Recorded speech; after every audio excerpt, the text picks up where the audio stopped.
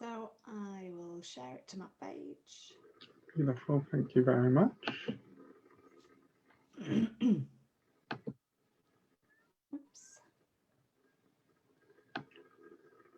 And yes, it looks like we are live, up and running. So welcome everyone.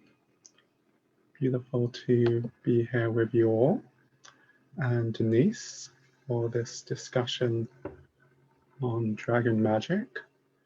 So we thought we would begin just with a brief little introduction in terms of our understanding of what dragons actually are. And so from my experience of such, what I understand dragons to be are really raw elemental energies, the primal energies of life. In the Vedic tradition, we are familiar with what is termed as Kundalini or serpent or dragon power. And we can see dragons as really relating to this primal Shakti, this primal energy of life. So our relationship with them really takes us deeply into a focus of relationship with this creative, destructive energy. Of course, we are also familiar with how it is that dragons are often seen as living in caves. In the shamanic tradition, the cave being seen as that which represents the womb or the entrance into the inner earth. So like a portal into communion with the earth mother or the goddess. And the dragon being really the guardian of that cave. So the dragon being that which we meet in terms of our initiatory process, entering into that experience of moving into communion with the goddess, moving into communion with the divine feminine, moving into communion with that primal life force energy. And then of course, we're also familiar with these stories of the dragon and virgins and knights, and the virgin again representing that divine feminine energy. We have an understanding of the word virgin in our modern day vernacular, but if we look at the original meaning of the word, it really means belonging to no man. So it has that sense of freedom within it. So it's that free, creative, feminine energy that the dragon is seen as the guardian of. And then the knight's tale, being that story of the hero's journey. And we've seen it as being slaying the dragon. But what does it really mean to actually slay the dragon? From one perspective, we can see that in terms of going in and killing the dragon. And from another perspective, we can see that as being what it is that's talked about in the Eastern traditions as riding the dragon. And so really coming into a deep focus of relationship with that primal feminine energy within ourselves and surrender into that, surrender into the flow of life. If we think of dragons as being that primal Shakti, that creative energy of life, usually we are in opposition to that. We're in deep resistance to life, or we're trying to manipulate or control life within some way, shape, form, or fashion.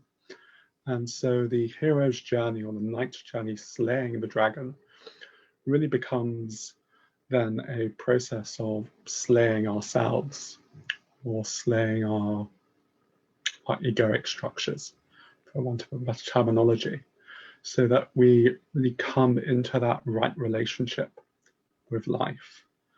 And so looking at dragons from that perspective, we're looking at them more so on that level of a cosmic energy, or that primal energy of creation. If we look at dragons as beings, we're seeing them as beings that really embody that energy, embody that primal life force, that Shakti.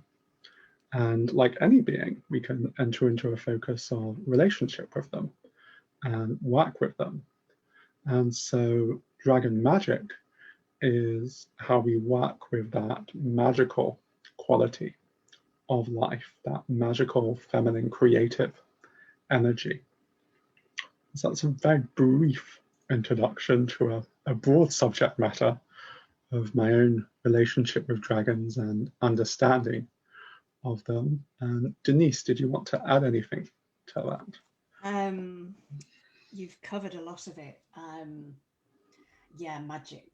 I mean, you've called it dragon magic, but to me, they really represent that magic. That those forces, as you say, those primal forces that we can all tap into, and it feels to me that dragons represent that, like they are that, and I feel like they are the original beings. I don't know if that's universal, but planetary here, it feels like the dragons.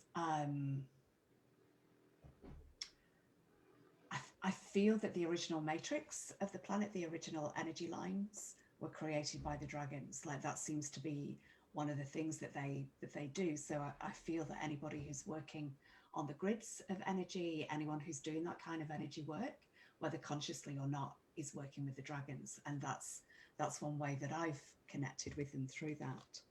Um, and the divine feminine as well. Like you said that too. It's like the magic, the divine feminine energy, which is interesting because you can the way that we perceive them isn't necessarily in that way. Like in some ways they're fierce. They've got that real protective energy, but all heart. Like that's what I feel when I connect with them. It's you can kind of feel the fierceness in there, but much more than that, you feel the heart. Um, and I'm just getting the nudge to mention this as well, that I feel that dogs and dragons are very similar. And I feel that dogs have been still holding the energy of dragon in the physical, as have some, like bearded dragons, some of the reptiles have held that energy. But to me, a dog really represents that too, like the loyalty, the defense, and the love, the pure unconditional love. And that's what I feel more than anything with dragon presence, is that massive heart energy. Yeah. And yes to everything that you said as well. Like you spoke that so eloquently. But yeah, agreed. I mean, what you mentioned in terms of dogs is interesting. Also, just when you mentioned it, what came to mind was the relationship with the dog star or Sirius, and the relationship that Sirius has with dragons. In some traditions, Sirius is obviously seen through many various different traditions. But in terms of the Cometian tradition or ancient Egyptian tradition, if we look at the alignments that the pyramids would have had originally, they would have aligned with Draco and Sirius and Orion. And so that relationship through Sirius with the Christ consciousness, and Sirius being also associated with Isis, that divine mother type energy. And then also that alignment into Draco, so that serpent, reptilian, dragon energy. And we hear a lot of bad rap around the reptilians. But my understanding of reptilians is really that reptilian aspect of our consciousness. So it's really that part of the the hindbrain. And looking at that from the egoic perspective, it's really rooted in that core survival instinct. But when we transform that, it's really moving us into that deep experience of what it is that that energy offers us, which is that transformation into the higher mind, and that transformation even beyond mind into the transcendental. And so dragons also have a deep focus of a relationship to that particular movement. We obviously have also the serpent in the Garden of Eden, that archetypal story, and obviously the serpent in that gets a bad rap. But if we look at that story from another perspective, it's representing that journey of transformation. And it's that journey of the entrance into separation, being cast out of Eden, but then that whole process that evolves from out of that, of our coming into a process of awakening to our true nature. We also obviously see the symbol of the caduceus, also the twin serpents with the wings through the reptilian brain. So representing that focus of that movement from the reptilian nature of our being into higher consciousness. So dragons are also deeply related to that particular movement, and so obviously their relationship with the Kundalini as well, the serpent power, and that whole process of the ascension of that through the spine, creating that focus of inner awakening, creating that focus of balance through the nadi system, which again is creating a certain alteration of our brain chemistry, a sudden opening of higher centers through which presence is more able to integrate through the body and the nervous system. And Dragon's relationship that you touched upon in terms of grid work as well. So that whole focus of how divine light is really anchored into the earth core, because we think of divine light, but there's an energetic physics to that in terms of how it is transmitted, how it is held, how it is anchored. It's not just sort of sitting out there floating about. There's a way in which it's structured and focused through creation and brought into manifestation. And the ley lines are also, as you know, called dragon lines. Mm-hmm. And so there's that whole focus of how dragons work with that focus of anchoring divine light, bringing it into manifestation. Anything else you wanted to share around that? I was just going to look up the Aboriginal creation story, because I'm pretty sure that I think it's something serpent, but I think it's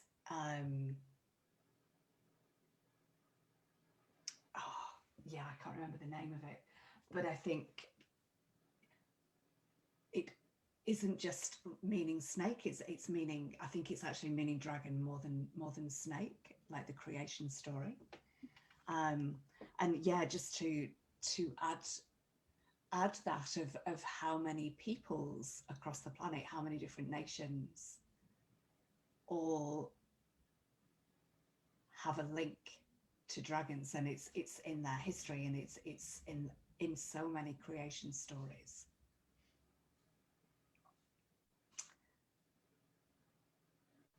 I'm just going to look that up.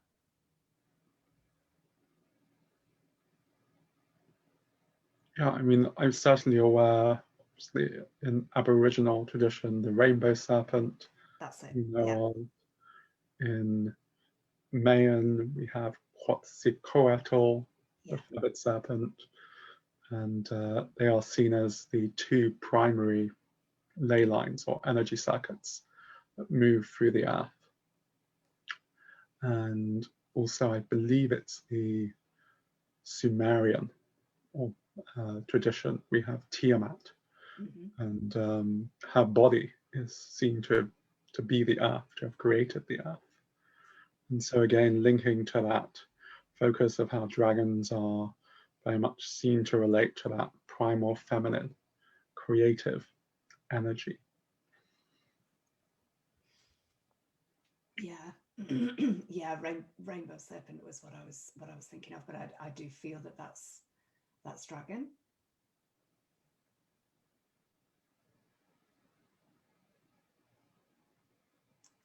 And it really feels, you know, a lot of us that do work on the land, a lot of the work that I did in the UK when I first got back here was releasing dragons. And it felt like they were dormant and that they'd kind of gone to sleep, as it were, and that what wakes them up is our resonance, it's our heart resonance. It's like they've been waiting for us as a species collectively and certain individuals to be of a resonance. And it's almost like your heart sends out this frequency that is the key to unlock the chains that they're kind of held in. And it really does feel like there is a resurgence going on. Like, you know, it's even mainstream as well. You know, there's been a lot more stories in the last few years about dragons than there used to be. Like when I was a child, there was quite a bit of dragon stuff, but then it seemed to kind of like have a bit of a dip. But it seems to be coming back now, and I'm sure that's no coincidence. I often would find when I did work on churches, I did a lot of work in local, really old churches, and it was linked to bringing back the divine feminine energy to those places. But I would often feel that they were like beneath the church, like that's why they were kind of stationed, for want of a better word. And it was a really beautiful process, and there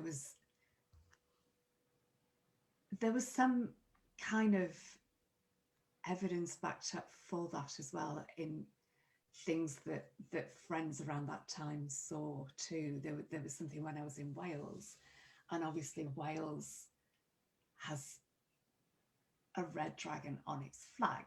Like dragons have still remained honoured there. Like the magic has never left Wales, maybe Ireland as well, but particularly Wales. And I was on a retreat there and doing some energy work, and I was separate from the group. I'd not actually gone inside to listen to what was going on. I just kind of felt drawn to go to a particular place and activate some dragon's eggs. And one of the girls that was in meditation inside saw lots of little dragons flying around like they'd just been birthed. So that was kind of like, I mean, we can't say that that's proof by any stretch of the imagination, but you know, in our world, it's as near to proof as you get.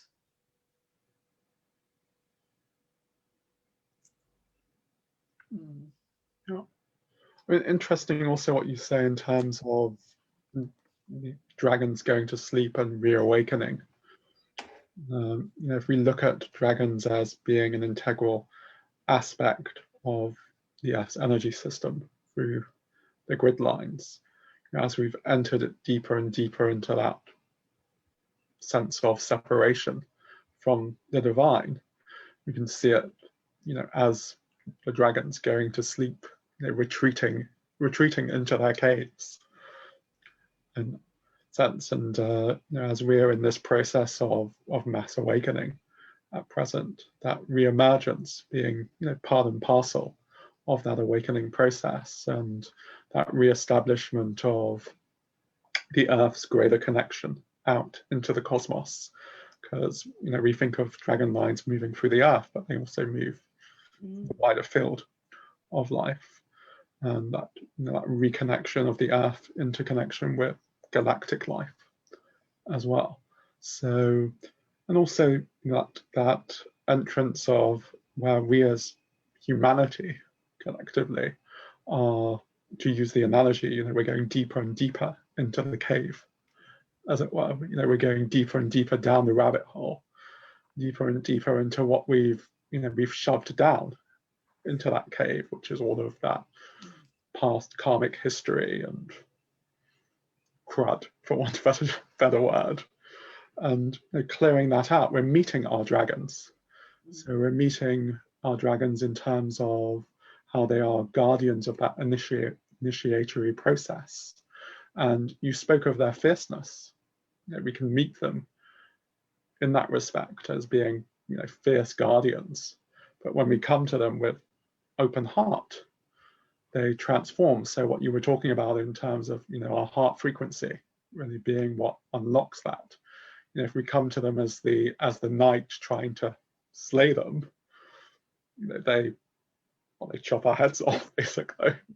But if we come to them from that place of surrender, and that place of openness, and that place of humility, we enter deeply into the cave. And of course, dragons are seen as laying upon treasure.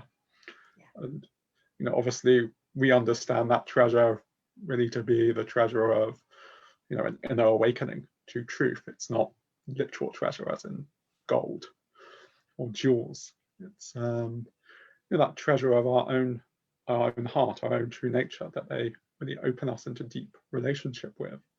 And then how we come into a relationship with that maiden within the cave, which is really that primal energy of Shakti, that original creational energy. And so there is definitely a reemergence of that we're seeing at present on the planet. So when we talk about that in terms of the dragon's awakening, we can look at it in terms of our own internal process with that and the dragon within ourselves. But we can then see how that's reflected in the outer world and dragons as beings. So yes, certainly. Yeah, and no coincidence that as the divine feminine is awakening on the planet, so the dragons, as we're connecting with that real sense of magic, like it's a real thing, magic. And so yeah, that's, as I said at the beginning, that's what the dragons represent to me. It's that real, that divine feminine magic. I think also, it'd be a good point here to actually give a deeper understanding of what we mean by magic, because there's a lot of stuff out there that people understand by that. And so when I speak of magic, I'm really speaking of this boundless potential of the divine to give rise to its limitless potential. It's how does creation happen? That's magic. How is it that you can hear me speaking and understand such? It's magic. We think of magic sometimes in terms of this sort of Hollywoodized production, but that's really just our mind's interpretation of it. And when we really open into the essence of magic, we're really opening into that essence of the miracle of life, because we take it for granted. We take for granted that here I am opening my mouth and words are coming out, and you can actually hear that and understand it. We're just like, oh yeah, that's normal. But if you actually take a minute to think about that, it like blows your mind out the water. It's like, holy hell, how does that actually happen and work? And so if we really sit with that, we begin to actually appreciate the depth of what magic actually is. And dragons really open us into a deeper appreciation of that. They open us into a deeper appreciation of really what's at the heart of life as that magic. And so they take us out of that place of where we miss that, where we take it for granted, and where we're just, in our heads living life from here, into that space of, actually every moment is a complete miracle. And obviously there's a very cliche way in which one can say that, and it can sound very, what's what I'm looking for,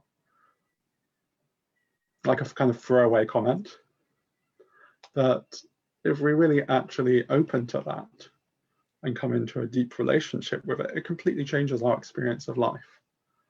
And obviously that's a journey. It's not something that just happens like that just because I'm saying it.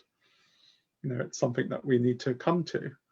But dragons also bring us into a deep focus of relationship with that, where we can really actually see every moment of life as magic, and every moment of life as, a deep manifestation of that primal, we'll call it feminine. It's not really feminine, it's neither. I know we've been obviously speaking about the divine mother and the divine feminine, but that's more, a case of our dualistic wording and form of language. Really the divine is ultimately neither masculine or feminine, but obviously it can manifest within that form to reveal itself to us. What else to say around that? And magic. Really just to re-emphasize that focus of how it takes us really deeply into a place of a completely new experience of life, where we're not taking life for granted. So many of us just take life for granted. And we're like, oh yeah, whatever. But, when we really enter into the magic of life, we begin to recognize it as something deeply precious and deeply sacred. And that magic also, it's utterly magical, but utterly ordinary at the same time. We actually understand that magic is actually completely ordinary. It's only extraordinary for us because we're commonly in that place where we're not noticing it or taking it for granted. But the extraordinary is actually completely ordinary in that way. And dragons really take us into the experience of that. Yeah, beautiful. And I think just to add to that, some of the things that I was just writing down, it's the natural laws. It's being in connection with the natural laws. Um, my life is much more magical now than it was before I started on this kind of spiritual journey, shall we call it. Um, and it's about stepping into the magic and having one foot in both worlds. So you're still grounded in this world, but your other foot is kind of in that world of magic. And in that, I include fairies, elementals. It all to me, people may say that that's magic, but it's just reality to me. It's just normal. And even things like manifestation and synchronicity, they can really feel magical. But again, it's as you say, it's just ordinary. It's just the natural laws. It's just the natural forces.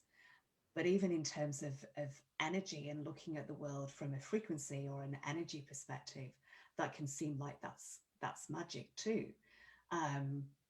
Which on one hand it is, but again, same, it's just really ordinary. But in terms of like seeing energy, seeing sparkles around people, you could say that that's magic. But it's just energy. It's just the natural law and the forces of nature. And it seems that as we are connecting more to those realms, those forces, and increasing our connection, that's also why it kind of goes hand in hand with connecting more to dragons, and there's people on the planet that are very in touch with the forces of nature, like, you know, the weather, for example. I'm just, can I speak about this? So a friend of mine in Australia who was Aboriginal, um, he was very switched on and was able to manipulate those forces of nature like the weather. And I didn't personally witness that, but he told me stories of people who had, and I have no reason to disbelieve him of, you know, changing the way the wind was blowing, for example. And I think that's something that we're all capable of. We're all capable of tapping into that magic.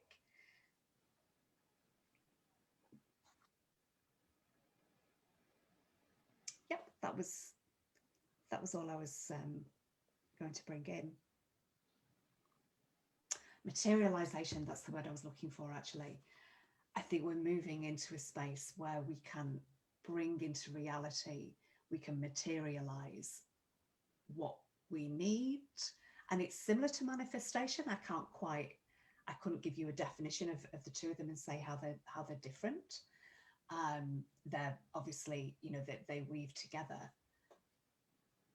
But again, that is something that I feel that we're moving into, of tapping into that ability. And we can kind of do it now, but it's maybe not out of thin air, which I feel is a place that we're perhaps moving into. Yeah, and speaking of magic, we often think of it in those terms. And it's important to make the distinction here that when we're talking about magic, we're talking about it from that place of where we're really surrendered into relationship with the divine and relationship with life, because you know, magic can be taken to that place where it's that sense of power over, or the power to manipulate nature, the power to make nature do this. And people have taken it to that place. Plenty of stories around that. And but when we're really in that focus of, you know, movement with life, movement with nature. So when you talk about people changing the weather, there's obviously a way in which we can do that from a place of dominating nature, from our egoic will. And there's a place in which we can do that from complete communion with nature and allowing the divine to move through us to facilitate that. And so really when we talk about riding the dragon, we're talking about that surrender into how it is that presence of divinity, that presence of life manifests through us as magic. When we talk about manifestation or materialization, you know, we're also really talking about that. We're talking about that focus of how it is that the divine is moving through us to manifest life. Because really, ultimately, it's only the divine that really has the power to create or manifest. Right? You know, the ego has no power to do that whatsoever. It likes to think that it has that power, but it's quite obvious when you begin to examine it or look at it that it doesn't. And obviously, we can get very much caught up in that, and like we touched upon, you know, the whole route of manipulation that one can go down within that particular direction that, you know, we've all done somewhere across the line. That, you know, coming into that right relationship with life, or that right relationship with we'll call it magic, is really comes from that space of surrender. And as we touched upon earlier, you know, a space of the heart.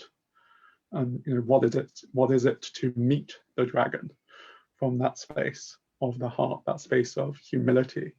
So that story of the knight entering into the cave, it's like we surrender, we lay down our sword, we lay down our armor, you know, we come naked before the dragon. And that's really the only way in which we slay the dragon, in inverted commas. You know, we don't slay it by fighting with it. We slay it by actually meeting it from that place of heart, and then it, it reveals its true face to us. When we see the dragon from that place of fighting with it, we see that fierceness, and that when we actually meet it from that place of heart, as you said earlier, it's all heart, it's all love, it's all just beauty. So, yeah.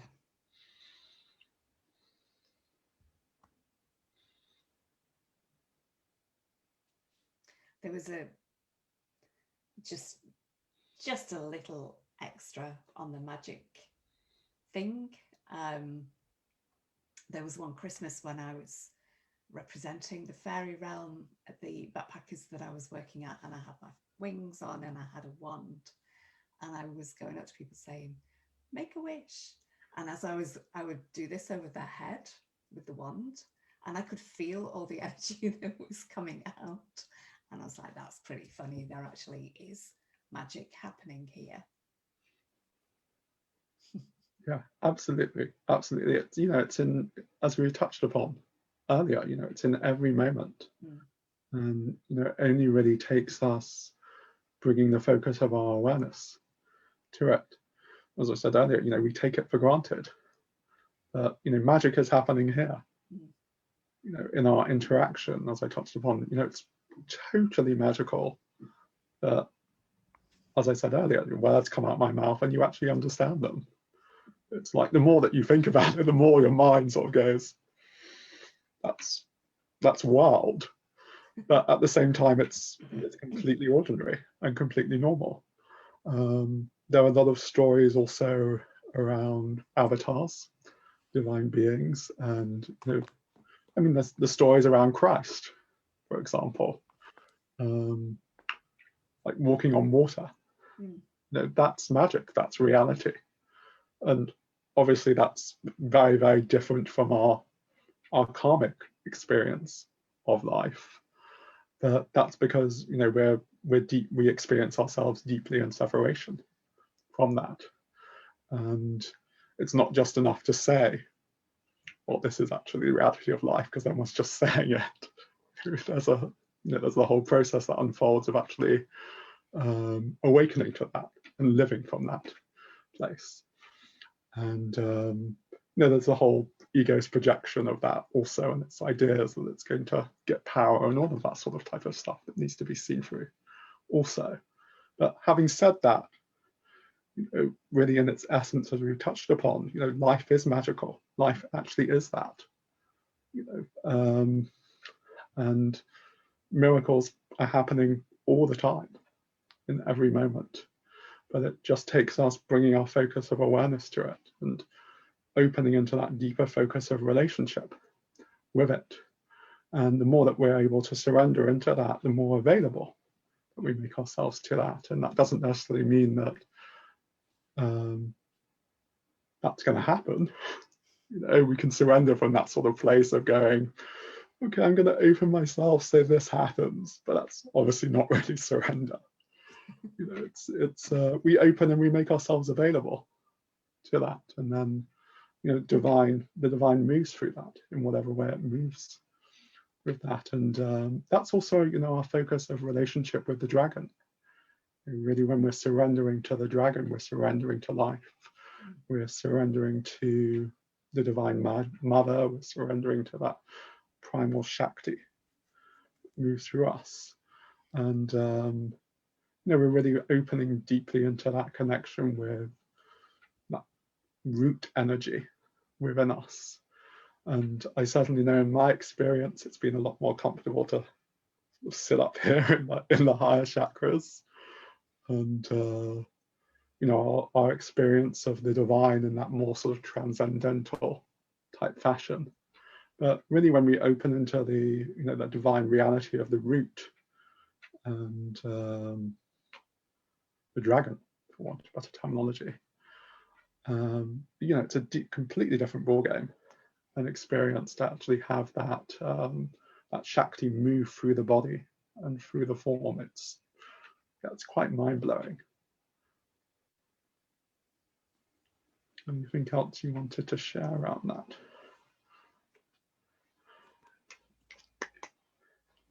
Lovely. No, just agreed with all that you have just said. So these beautiful cards are from Gayatri Singh. If anyone is interested in purchasing these, just get in touch with Gayatri. Oop. Well, that one just flipped over. What is that one? Oh, so these there is a lot of activation with these particular cards. So just looking into the eyes of the dragon, and the message of this one is determination.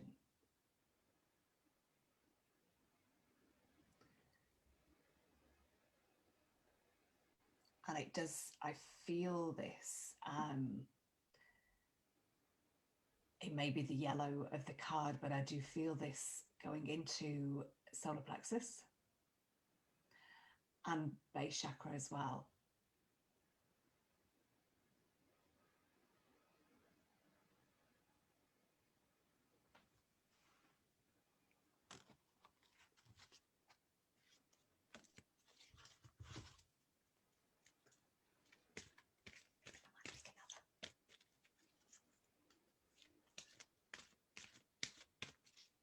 Yeah, for me, dragons have always been very much connected with that energy of determination. I really see it also as that focus of self-confidence. So that connection with the solar plexus and the root, which really also takes us into that energy of devotion and bhakti, that focus of devotion to the divine and devotion to our path in life. And that sort of energy of you can do it. Because very often in life, when we're met with deep challenge, it becomes very easy to lose our focus of faith, lose our confidence in ourselves, lose our focus of confidence in the divine, lose our faith. Yeah. And we think of dragons also as that energy of like our inner fire, that energy that opens us into that focus of our yes to life, our surrender into life. So yeah, beautiful that card's come up. I picked another one, which is manifestation, which is just pretty funny, as it's what we've been talking about too. And this is nudging me to mention the elements, because this feels, this dragon feels very watery. And I've not really got into too much like the differences between dragons, but it is said that there are dragons linked to all the elements as well, and this one feels very water in its nature.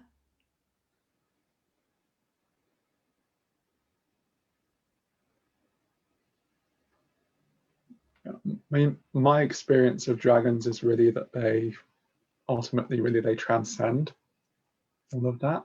Yeah. But it's it's a useful model to give us a framework to work with. So like when people talk about angels, for example, they'll talk about them in a similar context, and they'll talk about like the angel of earth, the angel of air, the angel of fire, etc., etc. And to my experience of it, and it's just my experience at the end of the day, take it or leave it for what it's worth, they're transcendent of that. But again, it's a useful model that we have to enter into a relationship with them and to work with them. Really, when we're talking about the divine, and we're talking about dragons in relationship to the divine as being that primal Shakti, we're talking about something that's completely beyond words, something that's completely unfathomable.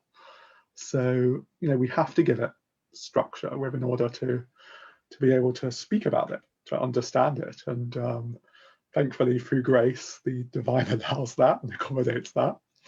And so we can enter into a relationship with it in that way.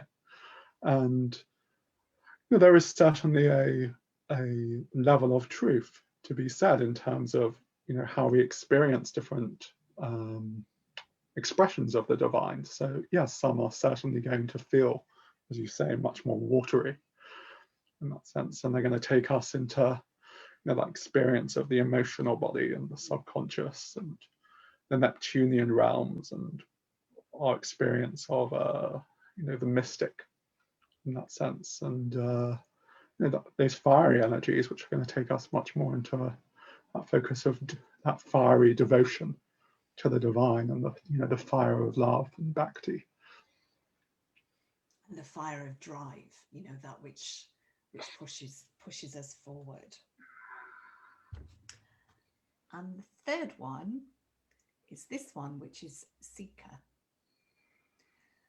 And this one is about tapping into our limitlessness and moving away from the ordinary and moving into the extraordinary, which really is just ordinary, but it's about that self-belief, as you mentioned before, and that not being complacent, still looking for more. And I link that so much with our evolution as humans as well. It's about not being stagnant, but keeping moving forward, having the drive that we mentioned before to kind of bring more into our reality. And but you have to want that for it to come. Like there has to be that desire there. So that is seeker. Thank you, dragons.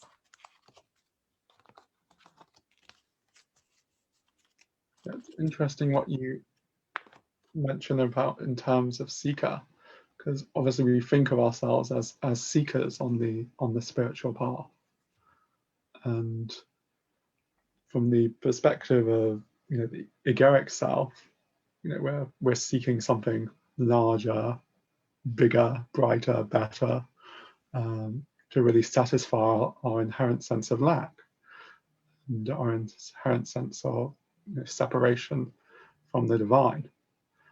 But when we awaken from that, from one perspective, then there's nothing to find. And so from one perspective, that can sort of become a sense of, well, do I just sit there and there's nothing to do, and it's all just like, well, I'm enlightened, so whatever. And that's not the case whatsoever. But it becomes, as you were saying, a place where we're living from that exploration of our own selves, but from a place that's not seeking to fulfill itself from that space of lack. It's just an ongoing exploration of our own essence and a deepening within that. And so then life really becomes that, I suppose, that exploration of play.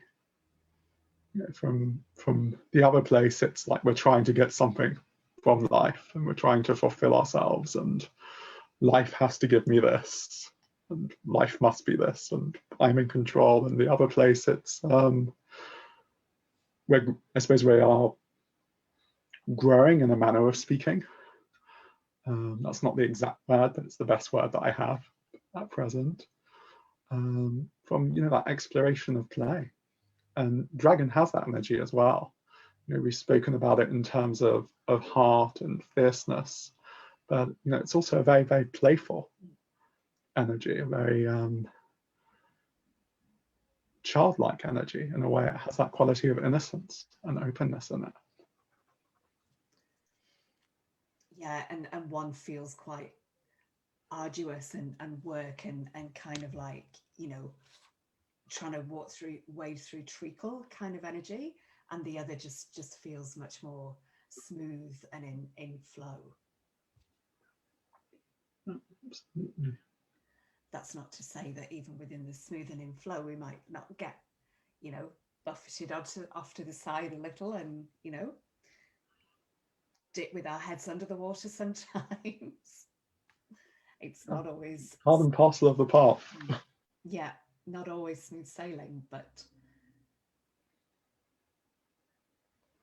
always worth it for the gold, for the treasure. So I wanted to share artwork also that I just recently finished. I think you have already seen this, Denise, also, as far as I'm aware. I should be able to share the screen, hopefully.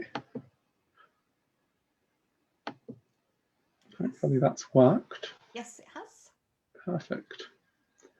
So I started this artwork off about 5 months ago and just completed it a day or two ago. And it was about 90% complete. Even I think about 2 months ago, and literally that last 10% took me about 2 months to complete. Just really, grounding that frequency and energy. And so this represents the essence of what we've been discussing. It represents the essence of dragon magic, and takes us into a focus of deeper communion or relationship with that. And so I just invite you to just sit with the image for a few moments and just open into whatever it is that your direct experience of that is. You can think of the image as being like a doorway into that, through which that essence of dragon magic, that essence of primal Shakti, is being transmitted.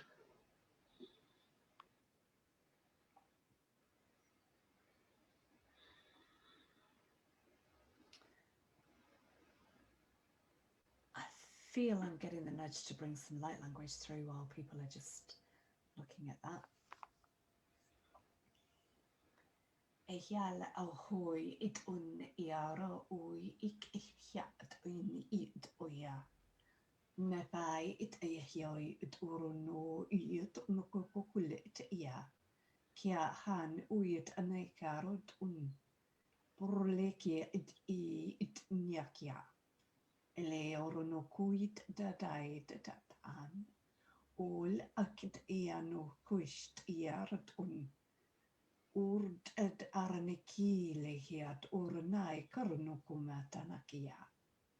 Lekiarad ushtadada an. Mukulukurd tatan ikit anoko ut ustadada ai. Akalaki it usht adaradon undopa pa yeton. Kulekiared iahyan edidad lokurat adadaka a. Kilikiaro no kuist. Mahale kiaro no kun. Ne arartui nanai etunokui. Mkule kiale ranokuna. Ihariat uroranokuyet titia. Mula aradokui. Kule kishtara. Hial eranokuna ist. Hula aradokun maparata a. Kushta da a. Kushta ikaranokut goya tata a.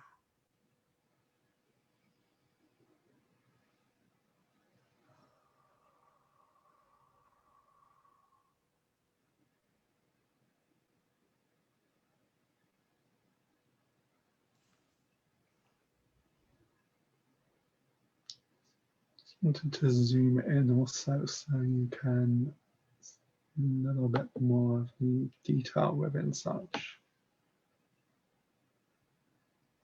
Wow.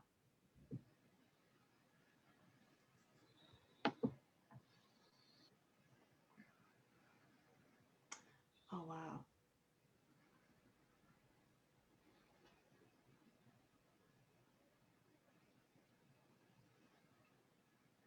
So you can think of this central aspect of the artwork or the code as really being the heart of the dragon. So that place where we're really surrendering into that primordial fire of divine love.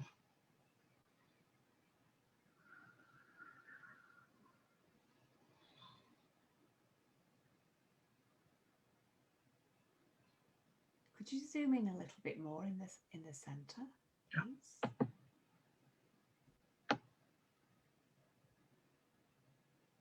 Wow.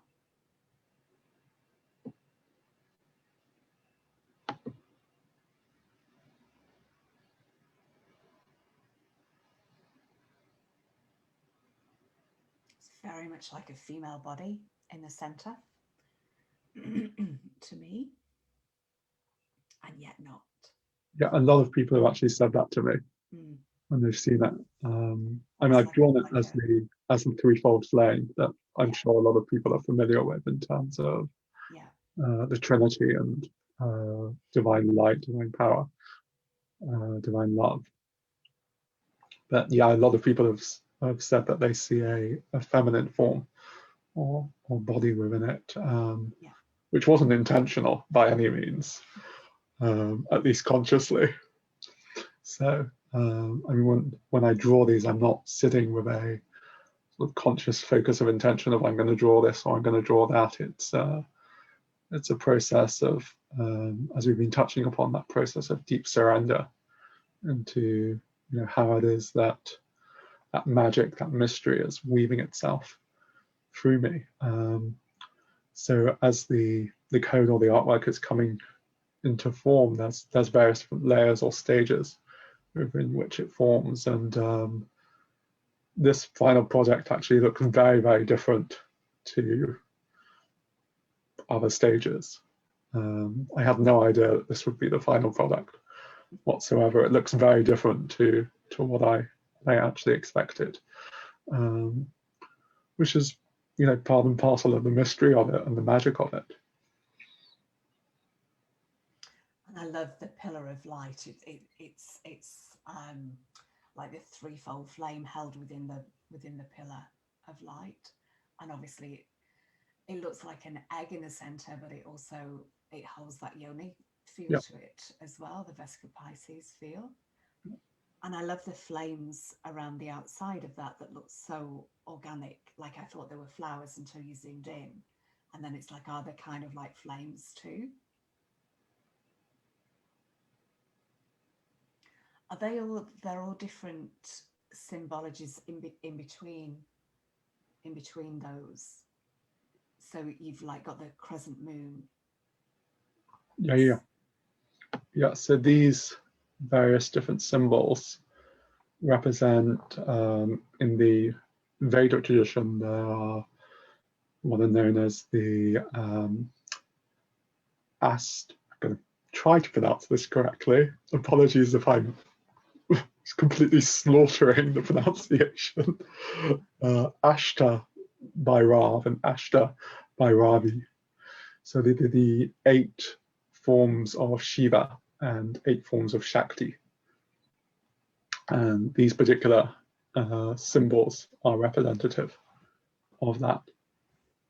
And then there's 64 circles that go around the edge, and they're representative of the 64 dakinis, which also goes into the 64 gene keys and all of that sort of type of stuff as well. So there's there's a lot of that type of symbolism encoded into such also.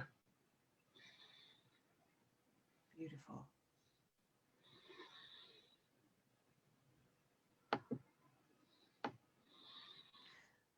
Just catching all the circles there. Are they're all different, the 64? Yeah, there's 8 different symbols and that's repeated. Yeah. And are they the symbols that you mentioned of the word that you struggled with, those traditional? So these represent the Ashtabhairav and Ashtabhairavi. Those 8 forms of Shiva and Shakti. And then these are representing 8 particular manifestations of the divine. So they're 8 primordial forms of Shakti, which are represented by the 5 elements, and then represented by the sun and the moon, and Atman. And Atman is really representing the soul, or representing divine presence, representing our true nature. So those symbols are representative of that. So to give you a quick example, this particular one would be representative of the sun, for example.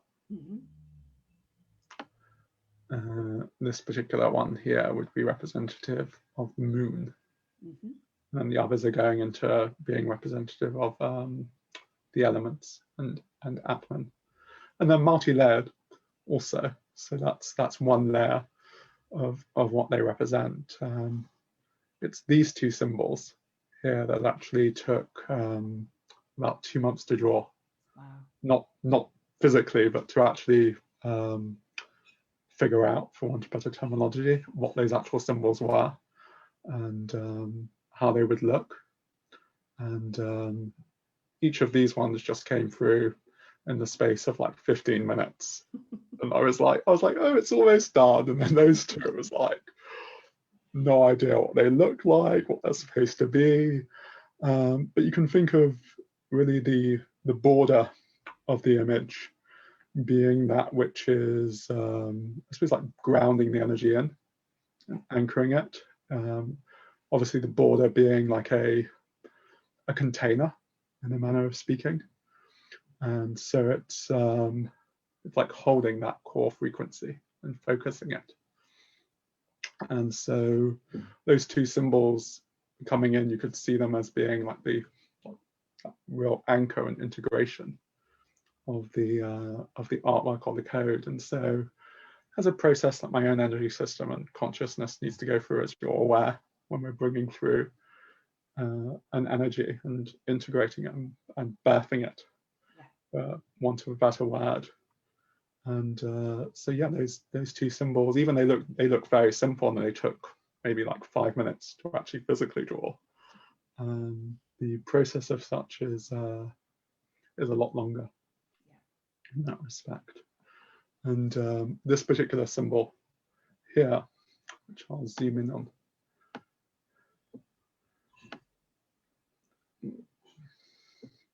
actually represents the dragon. Yeah. So it's a sort of concentrated, simplistic form of the entire code within itself. Obviously a lot simpler than the actual totality of the code itself. And we also see that in terms of seed mantras, for example, where an entire sutra can be condensed down into one syllable or letter. And I'm sure you also know, from code work yourself, how even one line of a code, even though it looks very, very simple, what's actually encoded into that is huge. Yeah. I love how organic it is. Like it reminds me of tree rings. Like, the outside is like the trunk of a tree. It's so has that feel to it, and it does just remind me of some kind of magical tree rings. Yeah, the background that the actual code is set on also looked very, very different until it actually shifted into those dragon faces that you can see at the top and the bottom. Yeah. Maybe about 2-3 weeks before finishing. And I had no intention whatsoever of drawing dragon faces. I design most of my art, as I think you know, in Photoshop. And so I was playing around with layers and mirroring effects, and all of a sudden this dragon face appeared, and I went, "Ooh, that's kind of cool. Let's go with that." So yeah, the process is completely magical in that respect. Also, what I find just emerges from playing around with layers and not even consciously intending to actually draw something. What just emerges, and I'm constantly seeing new things in such also. Can we zoom into that dragon face at the bottom, please? Yeah. I'd love to see that more detail.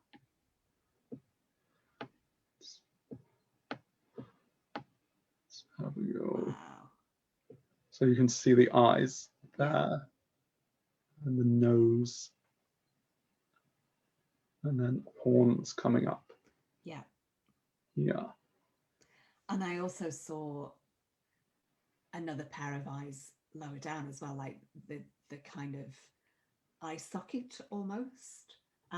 Just where you were saying it, like at the top of the nose, like it almost Yeah. seems like it's multi-layered. There's more Yeah. than one. Yeah, What do you mean here? Yeah. Yeah. Those seem. It seems like there's way more than one dragon in there.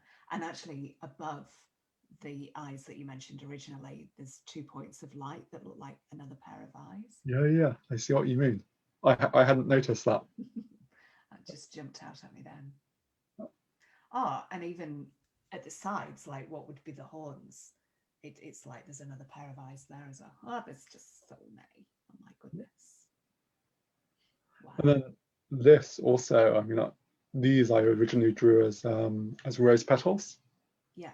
But they actually remind me of dragon scales also. Ah, yes.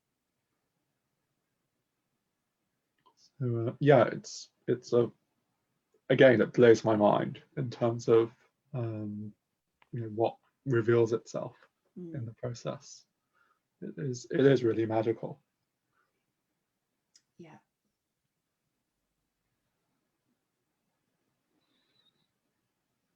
Wow. It's a very beautiful and very powerful piece. Thank you. You're welcome.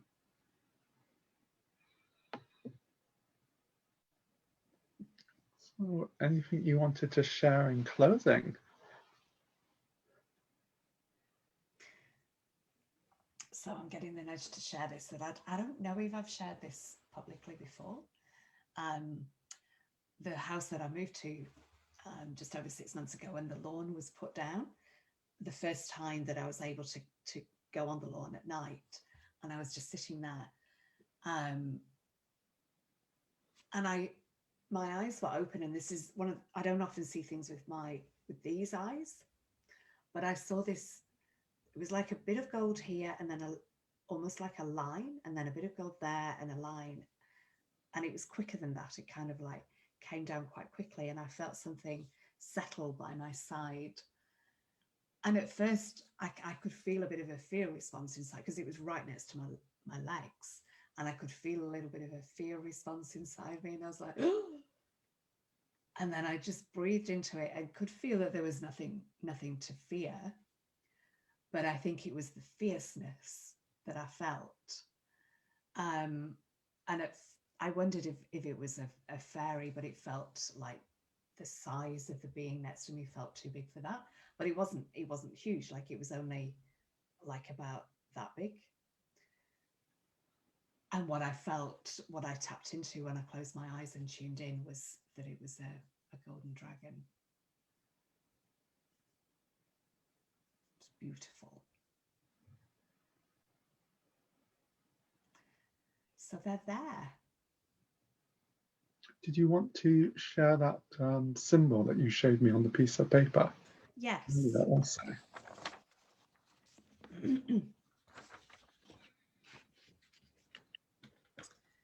So this is just a rough drawing. So before Susanna Mara and I did a water alchemy event gathering last week on World Water Day. And when I was sitting by water before the event, water gave me this symbol, which I feel that is an octahedron, and that there's a circle within the octahedron, and these three and those three are spinning. And I don't know if they change direction, but it feels like they're creating in there. It kind of feels like they're going round the the octahedron and quite possibly counter rotating, that's the word I'm looking for, creating vortices. And this I've been using on myself, like when I'm tuning into my body, if I feel like a portion, part of the energy is a bit stuck, a bit stagnant, then this symbol has really, really shifted things. And I was given that it's a symbol for crystalline water.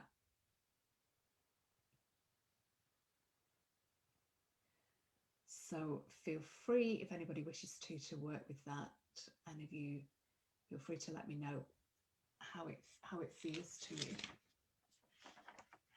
And it's so simple as well. Like, it's obviously, it could have been drawn with the whole octahedron, but I was given kind of given it in my hands, and the way that I draw it is left to right. I don't think it really matters, and I tend to draw the circles anti-clockwise, and I tend to draw that first, that second, that third, and then those three, and then those three, but I don't really think it matters.